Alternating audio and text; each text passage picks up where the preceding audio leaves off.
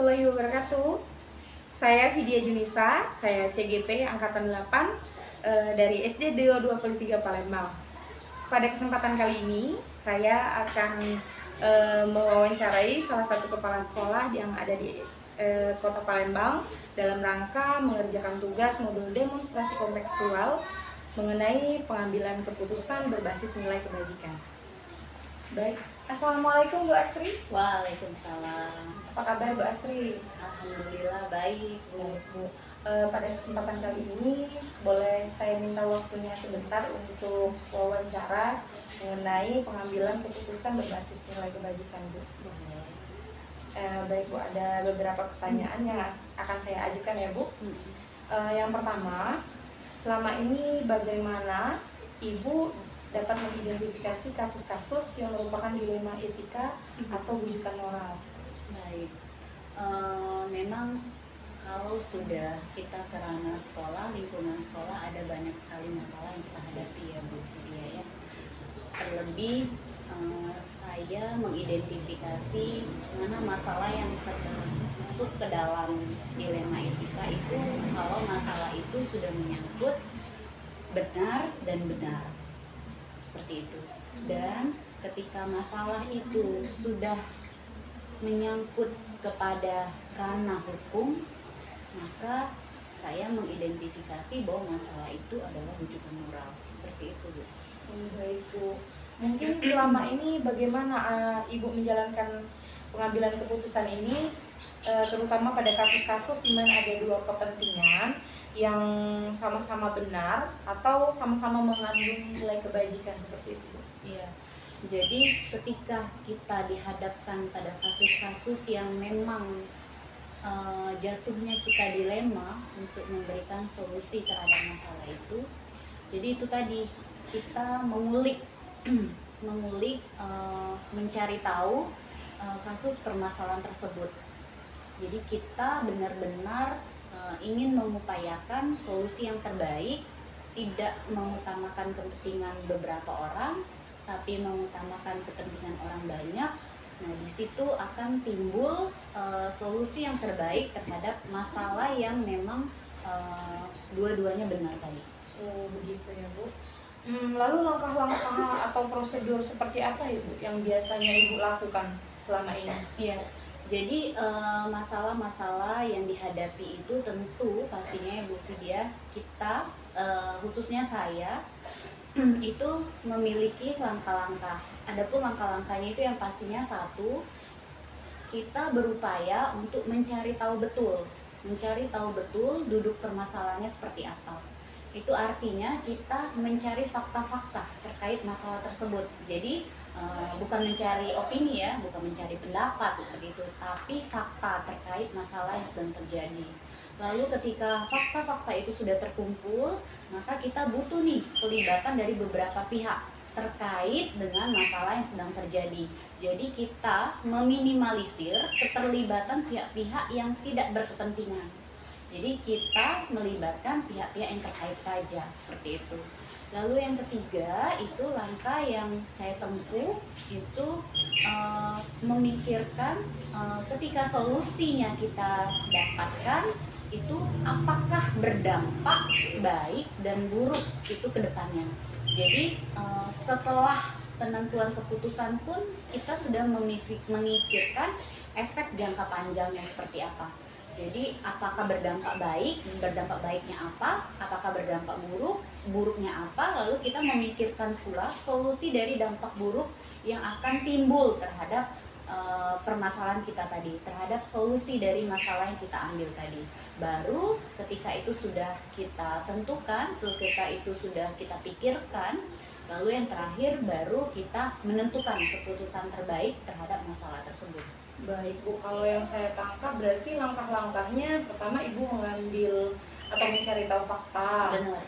Kemudian mencari orang-orang yang terlibat dalam persoalan itu ya Bu. Kemudian baru mengambil keputusan, kemudian melihat dampak dari keputusan tersebut, baru mencari alternatif solusi seperti itu ya Bu ya. Baik Bu, lalu apa saja hal-hal yang selama ini Ibu anggap efektif dalam pengambilan keputusan Bu pada kasus-kasus dilema etika? Iya.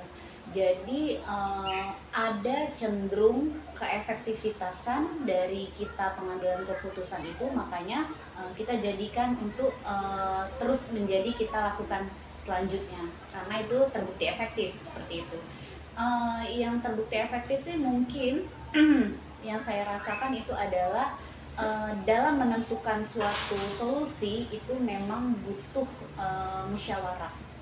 Jadi kita itu menjaga agar keputusan yang diambil itu tidak serta-merta datangnya dari kita, lalu tidak serta-merta hanya beberapa kepentingan saja yang diutamakan, tetapi itu lebih kepada keputusan itu akhirnya berdampak untuk kepentingan orang banyak. Jadi efektivitasnya lebih kepada mengupayakan terus bahwa keputusan itu harus diambil secara musyawarah. Jadi musyawarah untuk mufakat. Maksudnya berkelanjutan, Benar ya, follow up-nya. Baik Bu. Lalu hal-hal apa saja yang selama ini merupakan tantangan dalam pengambilan keputusan Bu pada kasus-kasus dilema etika seperti itu? Iya, jadi ketika tadi ada yang efektif, maka tak lepas dari hal-hal yang memang menjadi tantangan ya, seperti itu ya Bu Vidya. Salah satunya itu adalah itulah tadi sikap terbuka. Jadi terkadang dalam kita penentuan keputusan itu ada beberapa pihak yang memang merasa belum terbuka pikirannya untuk bisa menerima keputusan tadi. Tentunya itu menjadi tantangan tersendiri. Makanya perlu ada jalur edukasi seperti itu, lalu pemahaman lebih lanjut seperti itu untuk mensiasati tantangan atas dari kurangnya rasa keterbukaan. Baik Bu, luar biasa ya Ibu Asri ini. Lalu apakah Ibu itu memiliki sebuah tata kelola atau jadwal tertentu itu dalam sebuah penyelesaian kasus dilema etika? Nah, misalnya Ibu langsung menyelesaikan di tempat atau menjadwalkan seperti itu untuk menyelesaikannya di lain hari, baik itu berupa bentuk atau prosedur yang akan Ibu lakukan. Jadi untuk tata kelola yang secara khusus atau yang seperti itu tuh paling lebih kepada skala prioritas. Jadi skala prioritas terhadap masalah itu sendiri, jenis masalah itu tersendiri. Misal nih, Widya, kita itu kan terkadang bisa mengetahui apakah masalah itu termasuk atau tergolong ke dalam masalah yang ringan, cukup ringan, berat, sedang, lalu apakah masalah itu memang tergolong kepada skala berat.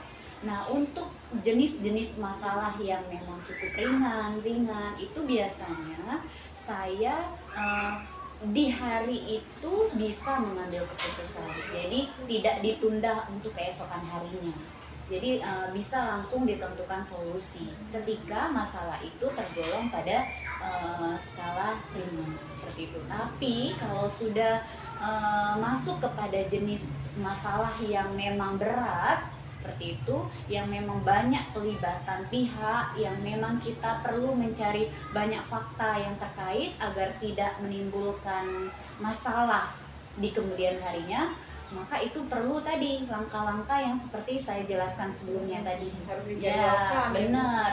Jadi perlu penjadwalan, perlu beberapa step yang harus kita lakukan. Nah, itu biasanya memerlukan waktu yang tidak hanya cukup 1 hari. Seperti itu.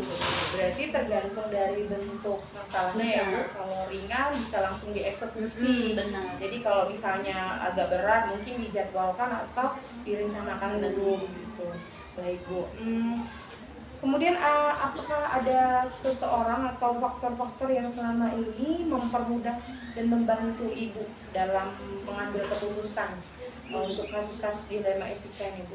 Ya, biasanya peran dari beberapa pihak itulah tadi memang cukup membantu, cukup efisien untuk memberikan gambaran seperti apa keputusan yang akan kita ambil. Tapi yaitu kita tetap mengacu kepada solusi itu harus untuk kepentingan orang banyak. Nah, biasanya faktor yang penentu itu saya sangat mengapresiasi dari peran kerjasama dari para wakil kepala sekolah di sekolah saya. Jadi para wakil ikut serta membantu ibu dalam mengambil keputusan, Iya. pertimbangan. Iya, benar. Baik Bu, nah dari semua hal yang sudah kita bicarakan hari ini Bu, kira-kira pembelajaran apa yang bisa Ibu petik dari pengalaman Ibu dalam mengambil keputusan terkait dengan dilema etika ini? Iya. Jadi untuk hal yang bisa kita jadikan pelajaran, untuk hal yang bisa kita petik itu tentunya di setiap permasalahan itu perlu kita pertimbangkan banyak hal. Terlebih kita sebagai pimpinan itu harus menjadi contoh. Jadi harus menjadi contoh bagaimana kita dalam mengatasi suatu masalah itu haruslah bertanggung jawab. Haruslah beretika yang seperti itu. Dan kita pun harus memberikan contoh itu kepada guru-guru seperti itu. Jadi pembelajarannya pun itu bisa kita rasakan sendiri, dan kita juga harus mempertimbangkan dan tidak boleh kita mengutamakan kepentingan dari segelintir orang. Iya, seperti itu. Baik Ibu, terima kasih sekali waktunya hari ini. Sangat seru ya ngobrol-ngobrolnya hari ini. Mungkin saya akan pada kesempatan lain saya akan kembali bincang-bincang. Boleh. Baik Bu, terima kasih. Sama-sama Bu Vidya. Baik, demikianlah wawancara saya hari ini dengan Ibu Asri Agustini, Kepala Sekolah dari SD 242 Kota Palembang. Semoga kita semua mendapatkan manfaat dari pembicaraan hari ini. Assalamualaikum warahmatullahi wabarakatuh.